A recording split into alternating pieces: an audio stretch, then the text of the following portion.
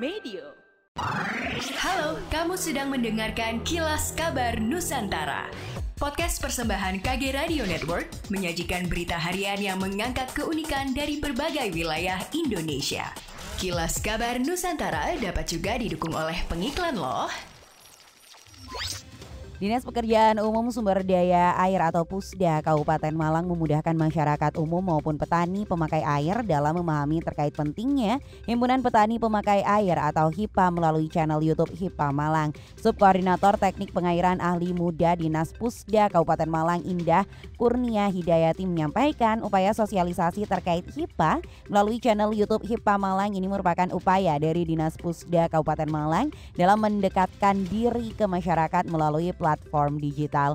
Menurutnya langkah ini dilakukan sebagai bentuk pemberdayaan yang dilakukan Dinas Pusda Kabupaten Malang kepada para petani pemakai air maupun masyarakat umum. Pihaknya mengatakan channel YouTube HIPA Malang tersebut akan diisi profil-profil dari HIPA di Kabupaten Malang.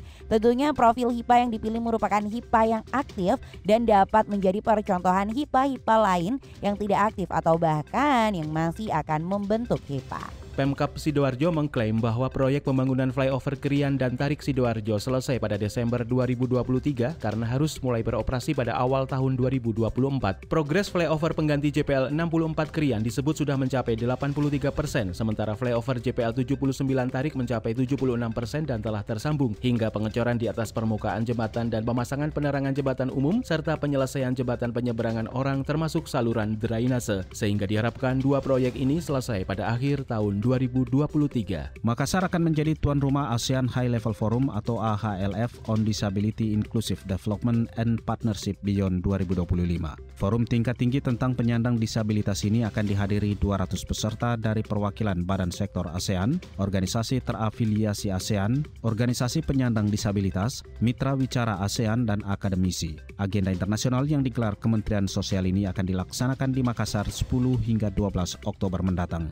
Menteri Sosial Tri Risma hari ini mengatakan pergelaran AHLF menjunjung semangat keberpihakan negara-negara ASEAN kepada penyandang disabilitas. Rencananya para delegasi diagendakan tiba di Makassar tanggal 8 dan 9 Oktober 2023. Sedangkan agenda utama akan dimulai pada 10 sampai 11 Oktober. Delegasi akan membahas 4 isu utama. Pelaksanaan AHLF tahun 2023 di Makassar dilakukan seiring dengan adanya review atau tinjauan tengah terhadap komitmen dan upaya nyata dalam pengurus utamaan hak penyandang disabilitas yang telah berjalan selama ini. Pembahasan akan dikemas dalam diskusi panel yang membahas tentang mengarusutamakan perspektif global tentang penyandang disabilitas. Selain itu, tanggal 12 Oktober para delegasi dijadwalkan untuk melakukan site visit ke unit pelaksana teknis UPT Kemensos Sentra Wirajaya di Makassar. Sentra Wirajaya menjadi salah satu best practice penanganan disabilitas yang dilakukan Kemensos. Sebagai tuan rumah, Kemensos menjadikan ajang AHLF untuk memperkenalkan sejarah dan objek wisata yang ada di kota Makassar dan sekitarnya. Salah satunya dengan menggelar gala dinner di Fort Rotterdam yang merupakan objek wisata bersejarah.